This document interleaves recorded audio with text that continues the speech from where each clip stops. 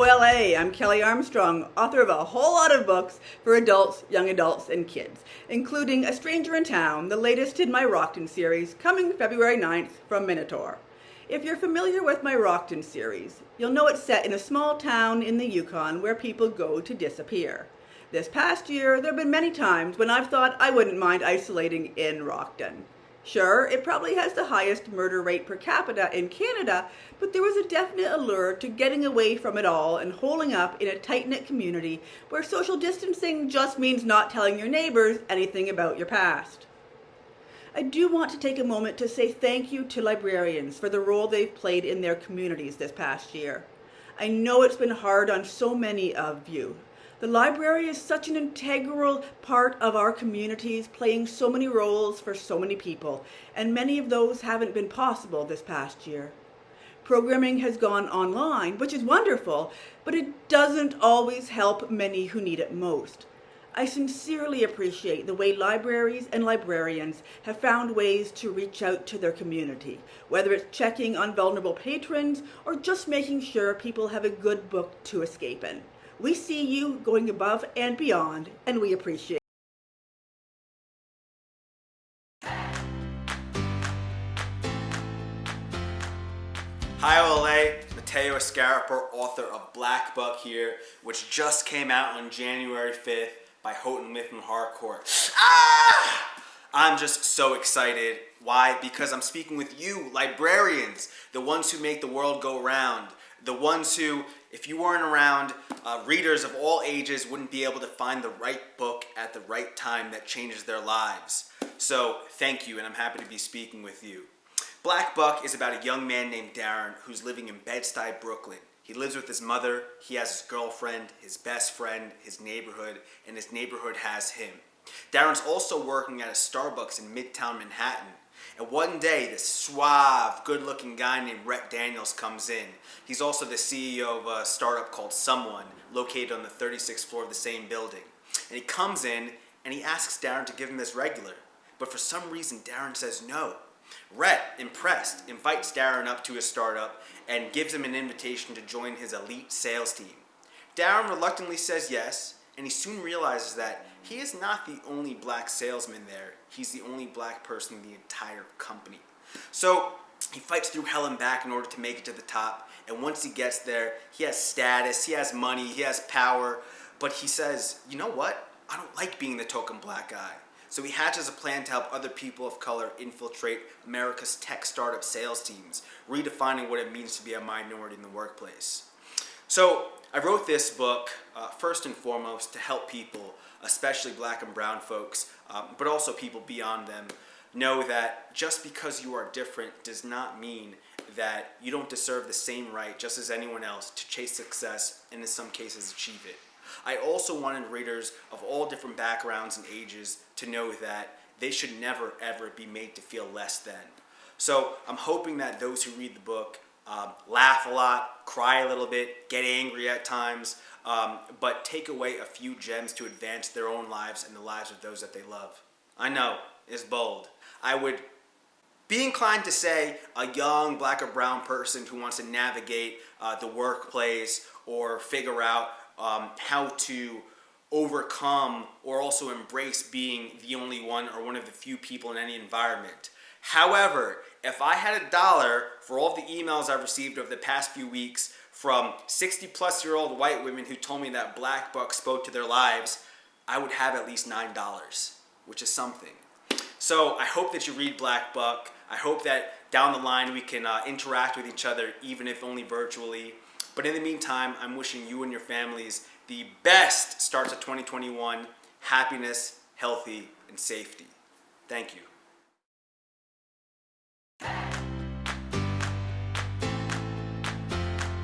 Hi, my name is Aminder Jollywell. My graphic novel, Cyclopedia Exotica, is coming out with Drawn and Quarterly a little later this year and is up for pre-order right now. The book is about cyclopses and microaggressions. It kind of explores this idea of two eyes versus one eye. And I had this real interest in kind of exploring this idea of this one culture, cyclopses with their one eye, and feeling like they're constantly being seen, stared at, watched, and just looked at by this other group who literally has twice the eyes to see, stare, watch, and look at them with. So a little background about me. I was born and raised in England and then moved to Canada, to Ontario, Brampton, for middle school and then high school, and then went to Sheridan College in Oakville to study animation, and then ended up moving to Los Angeles to pursue animation, and I still work in animation today. But animation is really team heavy, and you make stuff together, and I really wanted to make more of my own stories, and so that's kind of how I got more into comics, and I'm so grateful to Drawn Quarterly to have published so many of my stories now. Libraries. Okay, what do I love about libraries? What's not to love?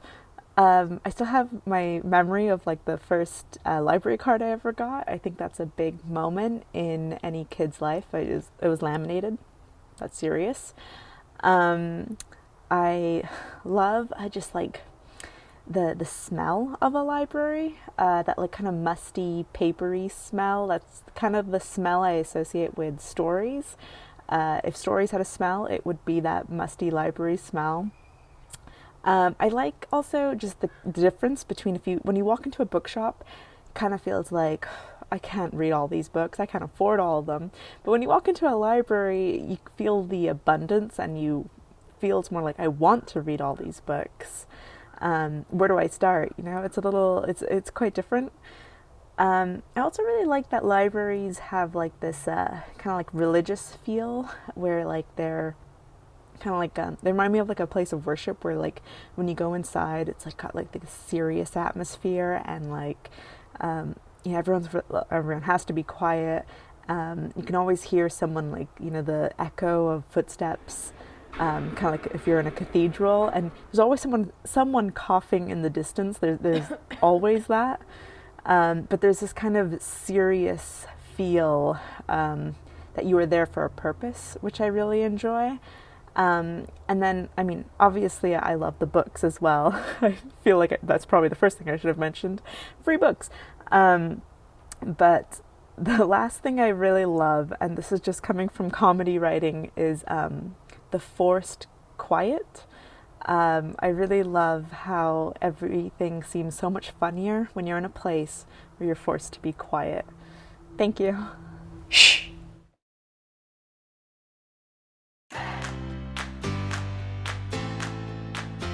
Hello, OLA. This is Gabriella Garcia. I am the author of the novel of Women and Salt, which is out March 30th from Flatiron Books. I'm so happy to be talking to you all, even if it's in this virtual format, because I love libraries.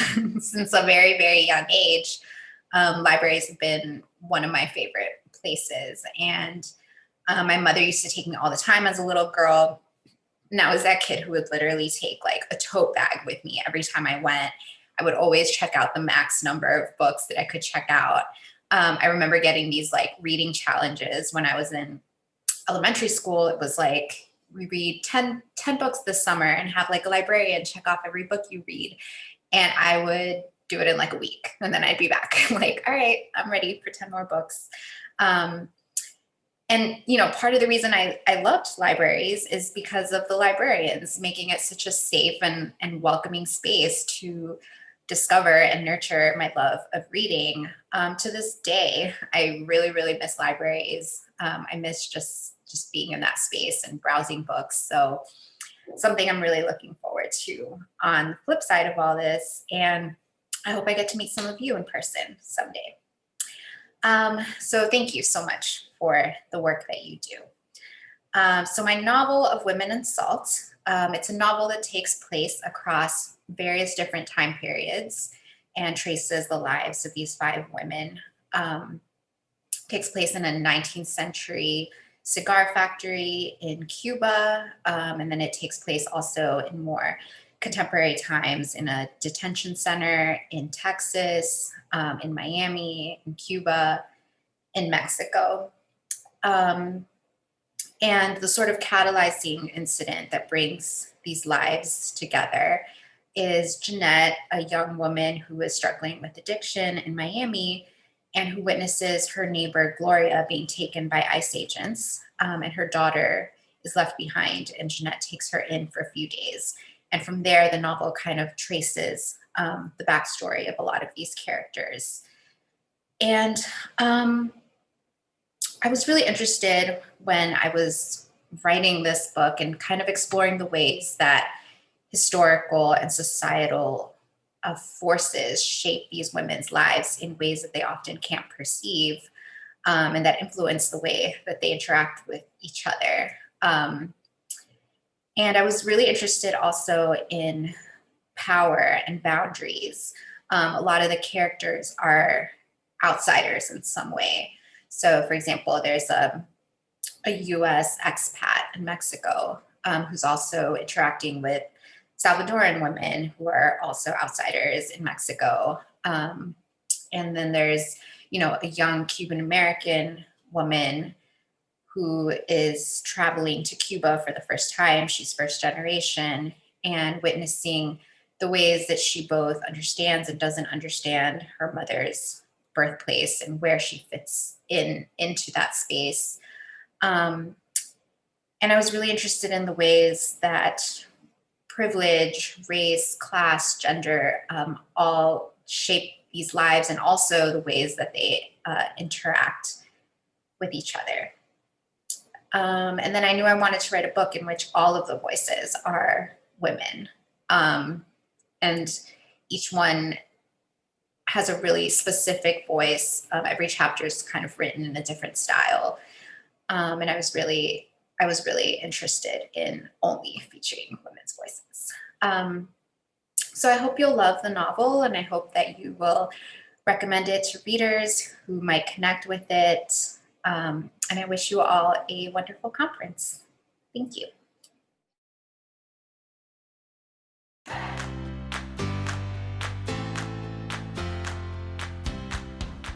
Hello, Ontario Library Association Superconference attendees. I'm Hiromi Goto, author of the graphic novel Shadow Life. Brilliantly illustrated by artist Anne Zhu, it's coming out with first-second books in March. Shadow Life is a story about an elderly bisexual widow, Kumiko, who's on the lam from her assisted living facility and her well-meaning adult daughters. She rents a bachelor suite in the gay part of the city and enjoys a simple, self-directed life until death comes to snatch her away much too soon. Kumiko is in for the fight of her life. Tough, funny, and filled with joie de vivre, 76-year-old Kumiko is a unique individual, not a stereotype of her gender, race, age, and sexuality. There's a dearth of stories that treat older women as interesting, complex figures. In literature, they're often cast in archetypal roles like the wise crone or the old hag. Underlining all of it is an embedded ageism. What makes me furious is when elderly characters are treated as laughable. In Shadow Life, Kumiko is the hero of her own story, surrounded by a vibrant queer community, living her best life. One of the keys to a vibrant community is the library, of course. It's a nexus of information, accessible technology, literature, art, music, and community learning, a place to organize protests or write a dissertation or research a city's racist past or their present. It can be a safe refuge and a place of solace in an uneasy world. When Kumiko traps death in her vacuum cleaner, she doesn't know what to do, so of course she goes to the library to research how she might defeat it. Weaving in elements of Japanese culture, North American history, sexuality, and the fantastic, Shadow Life has a Miyazaki-esque sensibility, but set in the contemporary urban moment. It should appeal to youth, adult, and mature readers. Thank you so much for listening in. Up next is Anne Zhu to talk about her brilliant artwork. Thanks, Hiromi. Hi, OLA. I'm Anne Zhu, the illustrator of Shadow Life. When I received Hiromi's script for the book, I was gripped by how full and real each character felt. It's a candid look into Kumiko and her loved ones that feels playful, suspenseful, and just overall very full of life. As the artist, I focused on weaving those sensibilities into the black and white illustrations for the book, which you can see a couple of panels of here, of Kumiko going about her daily life, waiting for the bus after a nighttime swim at the community center, and aptly enough, researching death at the library. I think the end result is a really evocative graphic novel that would be a great addition to any library bookshelf. Graphic novels have seen such a surge in readership over the past several years, and I know that when I was a teenager, I would always gravitate first to the comics and manga in a library trip. Thanks so much for watching, and I hope you enjoy delving into the world of Shadow Life.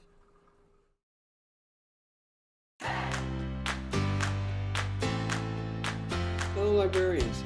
Hello, OLA. I am Dr. Martina McGowan, and I am happy to be speaking with you virtually today. I'm here to talk about my new book, I Am the Rage, which is my debut poetry collection. Many of the poems in this book were written during 2020 amidst the COVID plague and crisis, and in the climate of increased racial violence, especially violence that is now being brought into our homes since so many of these incidents are now videotaped. I wrote this book in an attempt to give some insight into what it feels like to be Black in America. I certainly don't speak for every person of color, but this is a beginning. This book talks about who we are, how we think, how we view and interact with the world, and vice versa, and lends some hope that we can all eventually see each other more clearly as we try to find the way forward together. Libraries have always had a special place in my heart.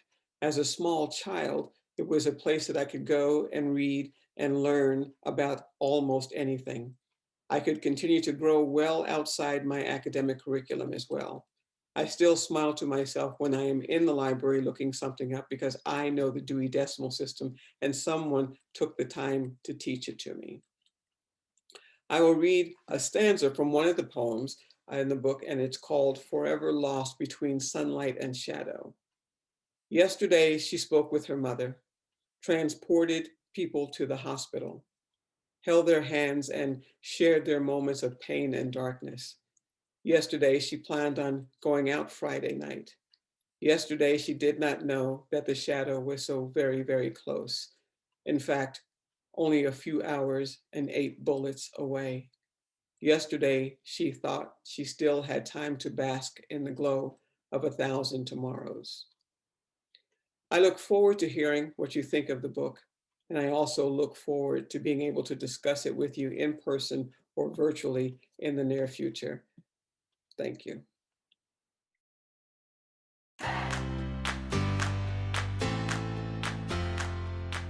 Hello, Ontario librarians. I'm Annie Barrows, which means I am the author of some books you may know, the Ivy and Bean books.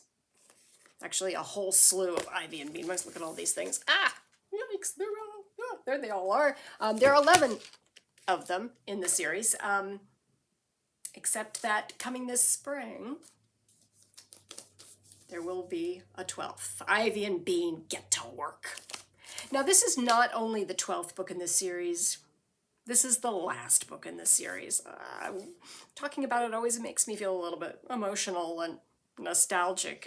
First of all, I'm nostalgic for Ivy and Bean themselves. I love Ivy and Bean. And then I'm nostalgic for all of the kids who have read these books and loved them over the years, and all those funny little devoted readers I've met over the past 14 years, which is how long it's taken me to write all those books.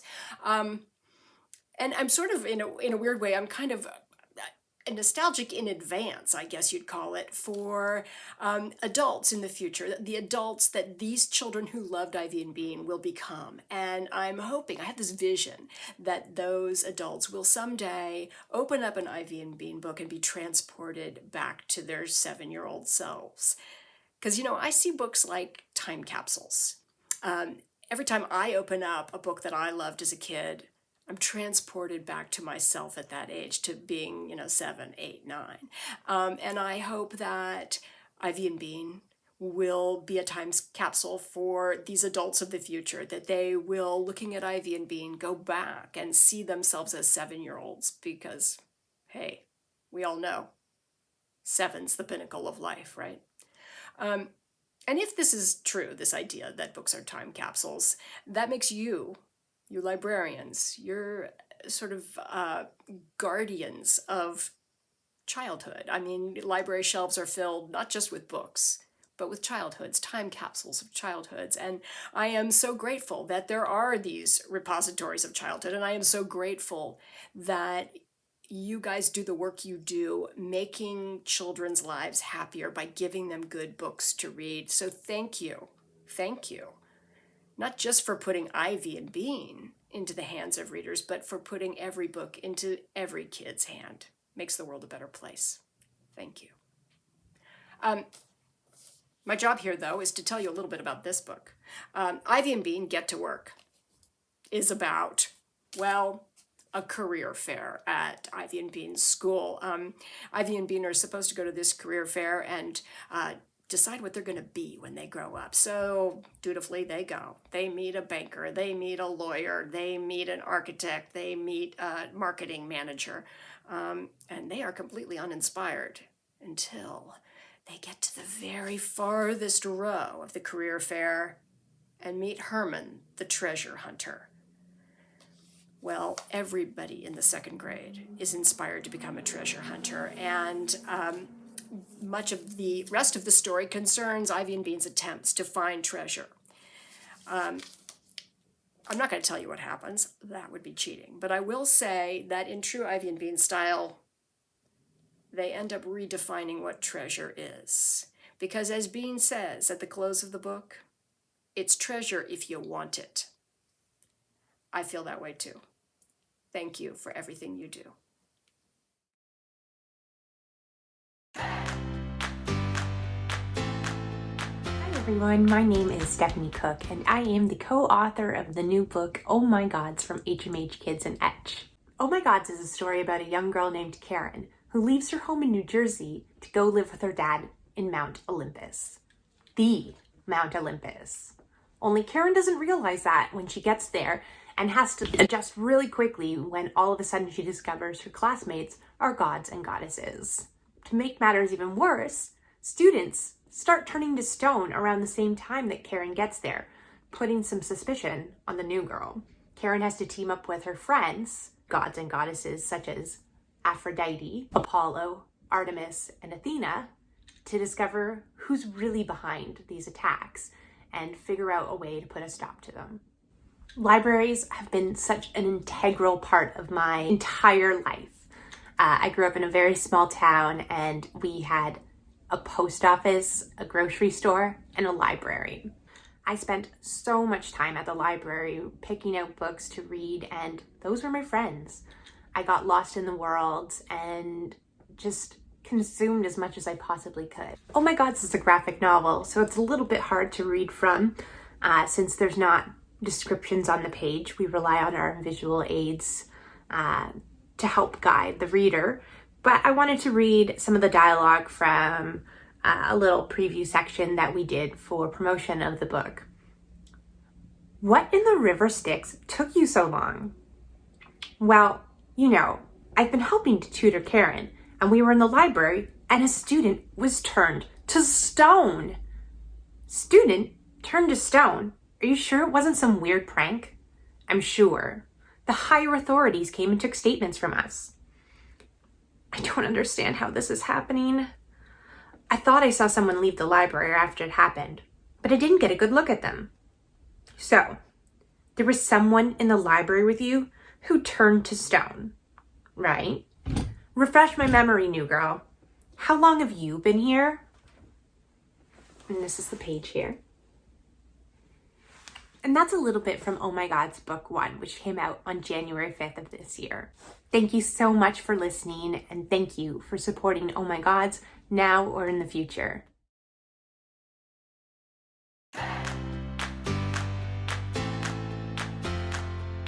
OLA, my name is Herr, and I'm the author of The Forest of Stolen Girls, publishing this April by Feiwel and Friends. This book was inspired by my relationship with my sister. Growing up, we didn't get along. We considered each other strangers, But when we had to move back to Canada to study here without our parents, we were forced to figure out what home meant, what family meant together. And through this experience, we ended up becoming best friends, and she's still my best friend to this day. And I really wanted to write a book dedicated to this experience. And so The Forest of Stolen Girls is about two estranged sisters who are forced to work together to find their missing father and the mystery he leaves behind for them. And the reason why libraries are important to me is that as someone who has worked at the library for 9 years as a page, I was able to see the huge impact libraries play on the community and just how dedicated librarians are to the public. And yeah, the longer I worked there, the more I fell in love with the library and the role that they played. And it would be such a privilege for librarians to consider my book as one of the go-to books for historical fiction or historical mysteries set outside of the West. And now I'll be reading from chapter 1, the opening scene. The screen of mist was thick around the red pinewood vessel, as though secrets hid beyond of a land I was not permitted to see. But I knew by memory the windy place 1,000 li south of the port, a place with jagged coasts and grassland dotted with black lava rock huts, and with mountains layered upon misty layers. Somewhere on Jeju, the island of wind and stone, between the ancient Jollywell forest and the cloud-topped peaks of Mount Hala, my father had disappeared. My eyelids itched with exhaustion as I leaned against the edge of the boat. Mokpo Port grew smaller in the distance. The bamboo sails high above billowed in the wind, laced with sea spray, which left everything damp. My robe, the deck, the posts, the shivering passengers huddled around a game, a square board with roughly cut wooden pieces. These passengers were likely returning home to Jeju, not heading there to look for the missing as I was. Thank you so much and for having me here, and thank you for watching. Bye.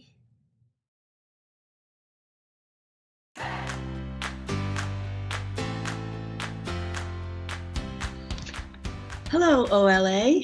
Thank you very much for the invitation to talk to you today virtually. My name is Linda Sue Park, and I'm the author of many books for young readers. Today, I'm going to be talking about my newest title, which is The One Thing You'd Save. The illustrator, it's a fully illustrated story told in linked poems, and the illustrator is Robert Se Heng, who has done this wonderful cover art for the book. The setting for The One Thing You'd Save is a classroom, and the teacher has given her students an assignment. This is the opening poem of the book, told by the teacher. Imagine that your home is on fire. You're allowed to save one thing. Your family and pets are safe, so don't worry about them. Your most important thing, any size. A grand piano? Fine. So that's how Miss Chang, the teacher, opens the book with this challenge to her students. And throughout the book, the students respond to that prompt that she has given them. And they have very different responses to the one thing that they would save. The poems are all in the shijo form, which is a traditional Korean form of poetry. It's a syllabic form with 3 lines and a set number of syllables per line. But I have used the shijo form in an untraditional way. At this book, as with many others, people ask, how I got the idea or what was the inspiration for this. And what I love about this book is that it's just so completely knotted up with my actual writing process. So first of all, I was thinking about how we try to depict character in a book, in a novel. How do we try to get across what a character is like? How do we make that character come to life for the reader? And one of the ways we do that is through their stuff, through their things, the things that they own and hold dear. I often think about, one thing I think about is, I'm going to walk into my character's bedroom, if they have a bedroom. What do I see without them there? What do I see in their bedroom that tells me about this person? So that's one kind of character exercise that I do, sometimes just in my head, sometimes I write it down. For all my other books, for me to get to know this character, and then also sometimes to write about it and to convey the character to the reader. So that was the idea of things or stuff. That's sort of the origin of that. And my original intent was that I was going to have this classroom of 20-something students, and I was going to write a poem for each kid, and that was going to be the book. I was going to write a poem for each kid. There'd be 20-something poems plus the teacher, all together.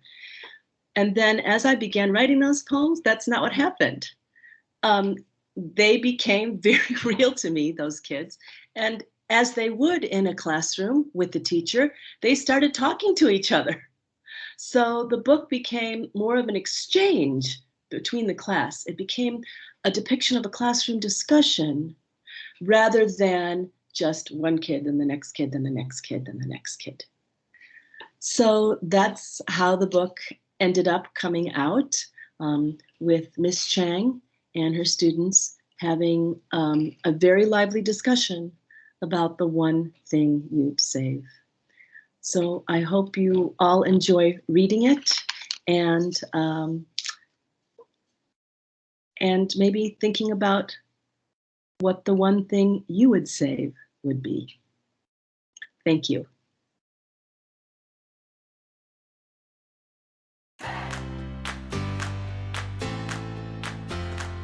Hi out there, all you Ontario librarians.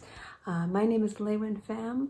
I am the author, illustrator of over 120 books for children, so I hope you know who I am. I'm here today to show you a little bit of my new book, Outside Inside. But I'm going to read you from the book today, and hopefully you'll enjoy what you see. It's called Outside Inside. And this is how it starts. Something strange happened on an unremarkable day just before the season changed. Everybody who was outside went inside. Everyone, everywhere, all over the world. Everyone just went inside, shut their doors, and waited. Well, almost everyone. Some people needed to be where they needed to be. Outside, the sky was quiet, but the wind still blew, and birds kept singing. Raccoons came out, and squirrels played in the streets, but the cars stayed away. The world felt a little different. Inside, we baked and cooked, made music and watched TV. We read and played games. Some of us worked a little, some of us worked a lot, and some of us couldn't work at all. We all felt a little different. Outside, there were fences, both real and pretend. Swings sat still, and slides were lonely. Bells didn't ring, and halls were empty. We had birthdays without parties, shared words without sounds, and reached each other without touching. The world was changing a tiny bit outside. Inside, we waited and we worried. We laughed and we cried, and we tried to breathe. We made things together and did things alone. We hoped and prayed and wished. We were all changing a tiny bit inside. Outside, the world kept growing. Inside, we kept growing too. So why did we all go inside? Well, there were lots of reasons, but mostly because everyone knew it was the right thing to do. On the outside, we are all different, but on the inside, we are all the same. And we remembered that soon spring would come, inside and outside.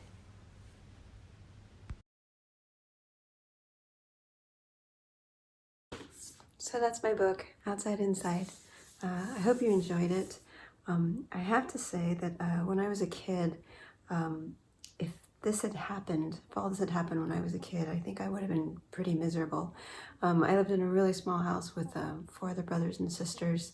There was no space for anything, and really the only way we could escape both outside and in our heads was to go to the library. And every weekend I was at the library, and the librarians knew me pretty well, and they knew what I liked.